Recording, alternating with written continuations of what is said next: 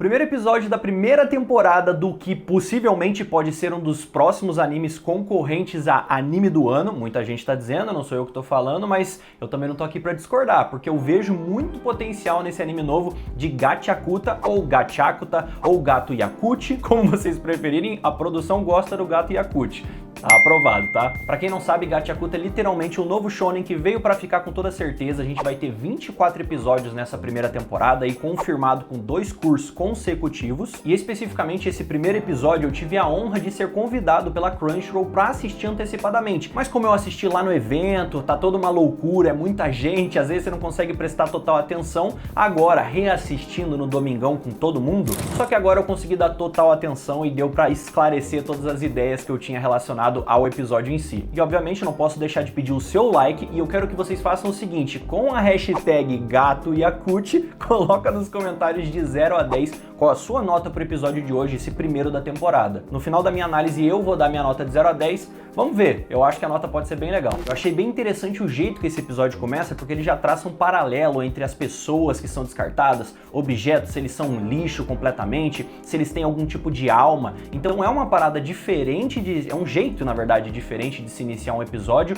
e eu acho que ele já capta a sua atenção, já fica, pô, peraí, como assim? Pode ter alma no objeto? Será que eles estão falando no sentido literal? Ou é só talvez uma frase conceito? Sinceramente, eu acho que é um jeito muito bom de iniciar um episódio, porque capta a atenção de quem tá assistindo, e você já traz um conceito que, no mínimo, eu acho bem diferente. Em seguida desse conceito inicial que é apresentado pra gente, já fica uma mensagem clara. Lixo pra uns pode ser o tesouro de outros, e isso é uma realidade que não é só do anime, é da vida real também. E não é à toa que logo em seguida dessa mensagem eles já jogam na nossa cara o quê? Uma menininha rica, ali da galera que, sabe, seria, digamos assim, a elite desse mundo, descartando um coelhinho, que quando você olha pro coelhinho, o coelhinho tá novo, cara, não tem necessidade nenhuma de você descartar aquele bichinho. Um remendozinho que nem ia aparecer já resolvia o problema. Mas não, a gente vê que ali qualquer coisa que rasga, tem uma sujeira, já tem um peso diferente pra essa galera. Eles tratam literalmente como se fosse algo que não presta. E aí que vem a pergunta, se eles tratam assim um objeto simples como um bichinho de pelúcia, imagina o que eles não fazem com o ser humano mesmo. Então, o que são as pessoas que são descartadas? Como que funciona tudo isso? E já conectando nessa cena, a gente já vê o que? Também um sistema de lixo dessa cidade, cara, que é todo complexo, é todo interligado, eles realmente não gostam de lixo. Depois de toda essa introdução que a gente vê com essa menininha, a galera rica, a gente vai para uma suposta invasão ao lixão, e um homem misterioso que tá por ali, a gente não entende muito bem quem que é esse cara de início. Obviamente, se eles estão fazendo tanta cena para um lixão, é porque alguma coisa acontece ali para alguém. O que esse invasor queria já estava muito claro, na verdade, porque logo depois a gente já vê ele fuçando ali no lixão mesmo. O cara tá ali dentro com a mão na massa mesmo. O que ele tá procurando? Alguma coisa específica? Isso não fica muito claro, mas que ele tá revirando tudo ali. Só que não demora muito tempo para os guardas do lugar aparecerem e simplesmente já saírem ameaçando com arma, tiro mesmo. Tipo assim, o cara tá mexendo no lixo e eles estão apontando uma arma porque ele tá mexendo no lixo. É meio desproporcional, assim, se você parar pra pensar um pouco. Por conta do cara tá mexendo no lixo e os guardas terem ficado muito eufóricos, começa uma cena de perseguição dos guardas indo atrás dele enquanto ele tá correndo, tentando achar um jeito de sair daquele lugar. Só que o portão fecha bem na cara dele e ele fica ali com todos os guardas ameaçando ele com arma e até que eles começam a atirar. Porém, nesse momento eu acho que a gente tem o primeiro gostinho do que pode ou não ser o poder do protagonista em si. Que se vocês observarem bem, a gente vê por um breve momentinho as balas ficando em câmera lenta, dá aquele efeito, tanto visual quanto sonoro, de um slow motion de quando as balas estão chegando perto do protagonista. E assim, eu imagino que você tem que ser muito rápido, fisicamente falando mesmo, para você conseguir desviar de tanto tiro que estavam dando. Esse homem misterioso até leva um tiro de raspão, mas ele consegue sair dali. O homem misterioso, ele consegue de fato escapar dali e a gente vê que o rumo que ele toma é para a superfície. Então ele sai daquele lugar ali, ele literalmente abre a porta de um bueiro e do nada ele volta para o lugar dos ricos. É meio confuso assim de primeira vista. Como era de se esperar de uma cidade que tá cheia de gente meio mesquinha, rica, desse nível de elite, a gente vê umas mulheres ali na praça fofocando, e enquanto do ladinho tem um cara com as mesmas roupas dessa galera rica, porém com a diferença de que as deles estão um pouquinho mais surrada. É o primeiro momento para você ver o preconceito mesmo agindo ali do seu jeito. As mulheres claramente discriminando ele por conta do estado das roupas dele, e além disso, a fofoca que elas estavam fazendo, basicamente elas estavam falando do que aconteceu na noite faixa anterior de alguém que supostamente está roubando lixo. Então tudo que aconteceu da perseguição daquele homem misterioso, a galera rica da cidade já tá sabendo. Essa fofoca no final das contas ajudou a gente a entender também qual é o conceito do tribal, desses caras que são chamados de tribais. E é justamente com isso que aquele cara que tava com a roupa mais surrada, ele vai saindo ali de fininho, ele tava com um caderno anotando alguma coisa, sabe-se lá o que, e quando ele sai e chega numa porta, simplesmente essa porta mostra e joga na nossa cara o que é a desigualdade social dentro desse universo desse anime. Se trata basicamente de um muro enorme, gigantesco, só não tão grande quanto as muralhas de Attack on Titan, mas é um muro bem grande, e com ele fica claro, de um lado fica a galera rica, a elite mesmo, todo mundo assim vivendo no bem e bom, e do outro lado o gueto, uma favela, as casas todas acabadas, sabe, tudo meio destruído, meio assim, com um aspecto ruim mesmo, sabe? Então fica muito nítido nesse momento de que realmente existe uma desigualdade gritante. Enquanto uma galera vive muito bem, o resto passa muita dificuldade. E a partir desse momento que a gente já conheceu que tem essa divisão, a gente vai o quê? Conhecer melhor o protagonista, que até então era só um homem misterioso, mas agora a gente descobre qual é o seu nome, Rudo, ou Rudo, eu realmente ainda não sei como é que eu vou chamar, por enquanto eu vou falar Rudo. Rudo? E ele já tem um olho vermelho. Coincidência? Eu não sei se é. O nosso protagonista, ele tá conversando com uma garota. Obviamente ia ter que ter uma garota em algum momento aparecendo pra gente. E durante essa conversa dos dois, a gente vê que tem várias coisas ali do lado do protagonista que possivelmente ele que coletou, ele que tá mexendo, consertando, fazendo alguma coisa com esses objetos. A garota que se chama Tiwa, que tá conversando com ele, tá batendo um papo, falando, pô, você gosta mesmo de lixo, né? Dá pra perceber que você tem um apego por esses objetos, você gosta de mexer com essas coisas. Só que mesmo que essa conversa tivesse bem pacífica, tudo tranquilinho, não ia demorar muito pra dar alguma cagada. Chega uma galera, aquele povo que você já olha, você nem precisa saber o nome do personagem, mas você já sabe que é aquela galera chata, que vai encher o saco do protagonista por absolutamente motivo nenhum. Puramente preconceito, bullying e o clássico, né? Só que querendo ou não, esses escrotinhos aí, eles ajudam a gente a entender um pouquinho mais do passado do protagonista, do Rudo. Esse passado que parece ser bem conturbado, porque aparentemente, de acordo com as fontes, que são esses caras bem babacas, o pai biológico do Rudo era um assassino. Agora, se ele era de fato um assassino, eu não sei, mas é o que eles dizem. E claramente isso é um tópico meio sensível pro protagonista, porque assim que eles falam, mencionam o pai dele, ele já fica meio, calma aí.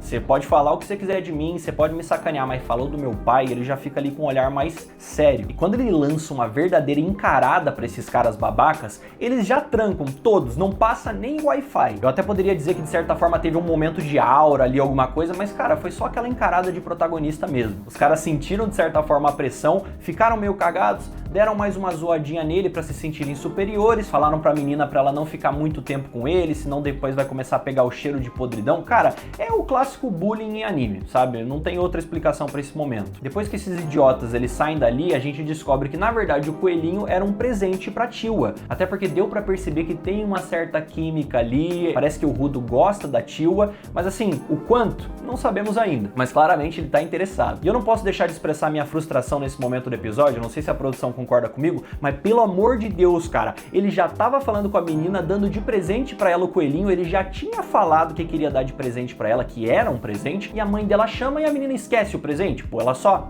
caguei pra você, tô indo ali, tá? Mano, ela também não faz nada. E ele só ficou ali, pô. Sacanagem, pô, pelo menos insiste, dá o presente mesmo. A menina se fez de sonsa, essa é a realidade, tá? Vou falar mesmo. Depois disso, o Rudo volta pra casa e a gente encontra mais um personagem na história, que é o pai adotivo dele. Personagem esse que tem o nome de Hector, outro nome bem dificilzinho, viu? E aí a gente começa a entender um pouquinho mais dessa relação dos dois, o que cada um significa um pro outro. E sinceramente, ele aparenta ser um paizão, né? Porque na prática ele é um paizão pra ele. Aparenta ser um cara bem legal, porque ele até dá uma moral, fala, pô, você tem que falar logo com a menina, você tem que dizer pra ela que você gosta dela, dá o presente de uma vez. Então esse é um negócio bem legal, um aspecto bonitinho. Só que é aquela coisa, a gente já sabe como é que funciona pai, né? Primeiro você ajuda, fala ali de um jeito bonzinho e depois você dá aquela bronca. Porque ele também não tá passando a mão na cabeça do Rudo, sabe? Ele simplesmente tá se arriscando por conta dos objetos do lixo e ele, como uma figura paterna naquele momento, ele não quer ver o filho se metendo numa situação complicada. Então ele dá uma bronca no Rudo justamente para ele não ficar se arriscando. Ele fala, deixa comigo, deixa que eu resolva esse tipo de problema. Não tem necessidade de você você ficar se metendo nessas confusões, até porque agora já sabem que ele tá por aí. O Rudo até tenta falar, mas só me viram dessa vez, mas cara, vocês sabem como é que funciona esse tipo de situação. E a partir disso a gente tem uma das explicações mais importantes desse primeiro episódio, que é o conceito de tudo que envolve o abismo, da punição que qualquer um sofre dentro desse local onde eles vivem se fizerem alguma cagada. Ou seja, se a galera que mora do lado pobre fizer alguma merda, eles vão receber a punição do abismo. Não ficou tão claro pra mim ainda, pelo menos, se a galera que mora do lado rico, realmente é elite, se fizer alguma cagada vai receber a mesma punição. Eu posso não ter prestado tanta atenção assim no episódio, não sei. Deixe nos comentários se teve esse momento de explicação que eu não entendi ou não captei. E junto com toda essa explicação, a gente também descobre mais do passado do Rudo, do motivo principal do porquê ele usa aquelas luvas gigantes. E eu não sei a produção, mas eu fiquei meio chocado nesse momento, porque, cara, as mãos do moleque não é um machucadinho, não é uma cicatriz. As mãos dele parecem que estão carbonizadas, tipo assim, e não é só a mão, vem até aqui, sabe, metade do pulso praticamente. E como se já não pudesse ficar pior você ter as duas mãos super machucadas desde criança, quem que fez isso com você? O seu pai. Então ver essa história do Rudo é meio chocante, assim. O garoto obviamente é todo traumatizado da cabeça, ele não bate bem e não é à toa, não dá nem pra julgar, sofreu muito. Mas aí tentando sair desse clima mais pesado, o Recto, ele simplesmente ajuda o Rudo a tentar sorrir, porque o cara não sabe sorrir aparentemente. Sempre que ele tenta, ele sorri de um jeito meio bizarro, assustador, sabe? Mas é justo para um garoto que nunca sorriu não saber sorrir. Depois disso, o Rudo ele tenta encontrar a Tila e ele acaba chegando lá numa visão, uma vista, cara, que tem de frente pro quê? Pro abismo, pro lugar onde é a forca ali, que eles simplesmente descartam as pessoas. E consequentemente ele acaba encontrando com a Tila naquele local e nisso começa um papo cabeça, assim, mais denso, sobre toda essa questão do abismo, dos crimes. Ela até acaba sendo bem sincera com ele, falando, Rudo, eu espero que você não acabe ali, eu não quero que você faça nenhuma besteira. E aí a gente que tá assistindo já fica, pera aí, ele vai fazer alguma besteira. Se ela falou isso, é nítido que ele vai fazer alguma merda e vai acabar parando ali de alguma forma. Mas o que poderia acontecer para ele parar lá? Isso a gente ainda não sabe. Por mais que tenha rolado toda essa conversa dos dois, ele consegue mudar o assunto ali pro que ele queria, que era entregar o presente para ela. E aos trancos e barrancos ele consegue. Ele dá o presente para ela fica muito feliz, ela agradece, ela diz que vai guardar para todo sempre. Você vê nitidamente que a menina ficou feliz com o presente. Ele fica meio sem reação, não sabe como reagir literalmente, porque o cara nunca passou por um momento como esse. E quando ele vai embora, a gente vê toda a alegria dele, ele sai correndo, pulando, feliz da vida e mais do que isso, doido para contar pro paizão dele o que ele conseguiu fazer, que é entregar o presente pra garota que ele claramente está interessado. Porém, nessa volta para casa ele acaba trombando com quem? Com os apóstolos, que são os guardas, né, de todos esses locais. E já é meio estranha a situação, porque quando ele esbarra com os guardas, cara, eles tratam assim ele com uma indiferença, eles olham pra ele, sabe aquele olhar de julgamento, de olhar de cima pra baixo como se você não fosse nada. Mas eles não fizeram nada com ele, por mais que ele tenha esbarrado, eu até pensei, pô, ele vai levar uma bronca agora, ele vai levar algum tipo de advertência ou qualquer coisa. Na verdade não aconteceu nada, ele esbarrou com os guardas deram aquela encarada de desgosto mesmo e seguiram o caminho deles. Nisso ele já ignora e sai voltando pra casa. Só que é nesse momento do episódio, meus amigos, que tudo vai por água abaixo. Só que quando ele chega em casa e abre a porta, ele dá de cara com nada mais, nada menos do que talvez a cena mais perturbadora que ele já viu, ou talvez uma delas, que é praticamente o seu pai adotivo no chão, com um cara mascarado, suspeito total em cima dele, e só depois de alguns segundos ele percebe que na verdade o seu pai tá morrendo ali, porque ele tá com um espadão, uma faca, sei lá, não dá pra ver direito que tipo de arma é, fincada no meio do peito, do estômago, sabe, sangrando e morrendo mesmo. Imagina o choque que ele ficou quando ele viu essa cena. Só que mesmo em choque, a primeira coisa que ele pensou em fazer foi atacar esse homem misterioso. Ele foi pra cima dele, só que ele foi nocauteado, assim, instantaneamente. Ele não conseguiu fazer absolutamente nada. Enquanto esse homem misterioso tá saindo ali da casa como se não quisesse nada, sabe? Só de boinha, andando assim pra fora.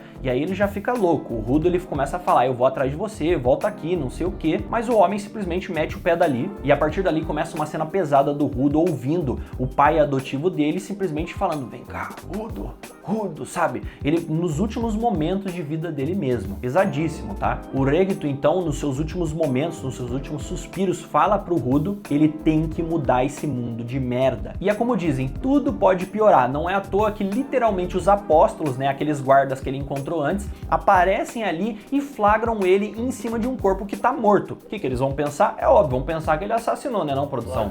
Flagrante, pô. E não dá nem pra ele questionar. Imagina, você chega numa numa casa, tem um cara morto, assassinado, acabou de morrer, em cima dele com sangue na roupa, imagina o que os guardas vão pensar. É óbvio que vão achar que foi ele que assassinou, não tinha mais ninguém ali, o que ia pensar? Ele até tenta se justificar falando, não fui eu, pô, o assassino tá por aí, o que vocês estão fazendo? Vocês estão errados. Não dá nem pra julgar os guardas falando que, pô, vocês estão dando um tremendo de um vacilo, porque na visão dos caras é o que iria aparecer mesmo. E pra piorar mais ainda, porque como eu disse, tudo pode piorar, ele leva um socão, um jab certeiro no meio da fuça, cara, e nocauteiam ele por completo. Quando ele acorda, obviamente ele não poderia estar em outro lugar, ele literalmente tá lá na forca, no que é aquele momento pra jogar, descartar um ser humano pro abismo. E se tudo que a gente já teve no episódio já não foi muito pesado, pra mim o momento mais enfurecedor, tanto pro personagem quanto pra gente que tá assistindo, acontece bem agora, que é literalmente o protagonista implorando, falando, mano, o que vocês estão fazendo? Vocês são um bando de manada, é tudo pessoas que vão com a opinião dos outros, ninguém ali sabe de verdade se ele é o culpado, mas todo mundo tá agindo em grupo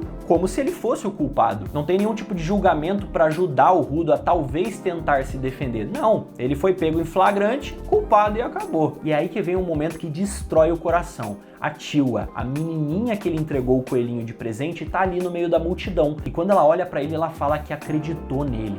Acreditou que ele não era uma pessoa ruim. E aí ele é um assassino? Simplesmente ela joga o coelhinho no chão como quem não quer nada e vai embora, cara. Ela não acreditou no amigo dela, brother. Vocês estão entendendo isso? Isso parte o coração tanto do nosso personagem quanto da gente que tá assistindo. Mas ao mesmo tempo eu fiquei mais do que coração partido, até porque eu nem tenho tanto apego ao personagem ainda, eu fiquei com raiva. A raiva que o personagem sente, o Rudo ali, claramente ele fica muito afetado por tudo que tá acontecendo, ela vira a nossa raiva, a raiva do telespectador. O povo todo que tá ali, eles ficam gritando ensandecidamente, pro abismo com a sujeira, pro abismo com a sujeira. E no último instante, antes de liberarem ali pra jogar ele no abismo, ele vê o rosto do cara que assassinou seu pai adotivo. E a... Não, né? a máscara.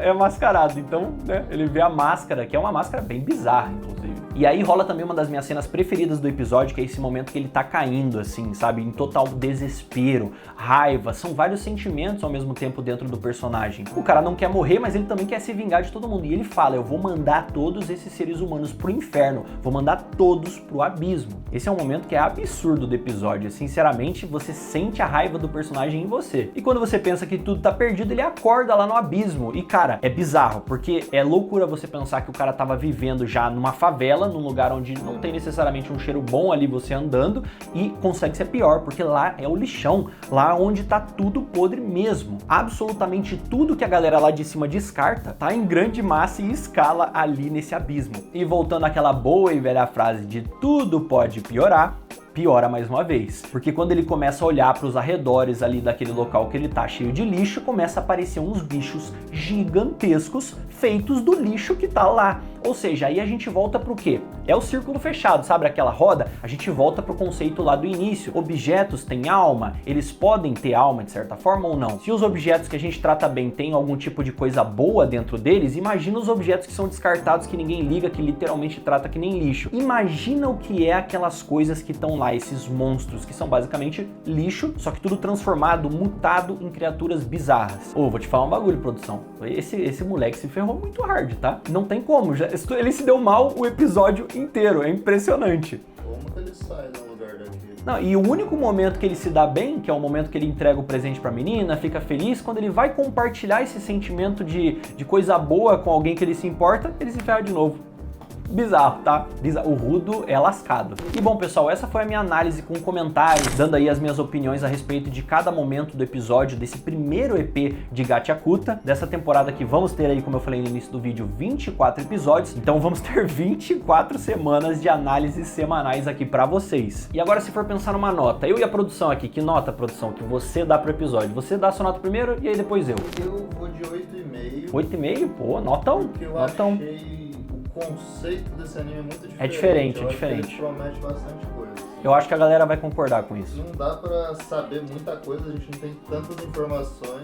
Foi um bom piloto de episódio, foi um bom episódio inicial. Eu acho que ele despertou uma curiosidade muito grande Sim. do que tá por vir. Assim. Faço das suas palavras as minhas e eu acho que eu vou com a mesma nota, 8,5, 9, não é um 10, eu acho, mas 8,5, 9 é um baita episódio inicial, assim, eu acho que tá uma nota legal, quero saber a nota de vocês, então deixe nos comentários com a hashtag Gato Yakut a nota de vocês e a opinião do que vocês acharam do episódio em si, do que vocês mais gostaram, do que vocês não gostaram tanto. Tô bem ansioso para ler os comentários de vocês. Então eu conto com vocês deixando o like, se inscrevendo no canal e mandando esse vídeo pros seus amigos. Então é isso aí, galera, eu vou ficando por aqui, um abraço, até mais e falou!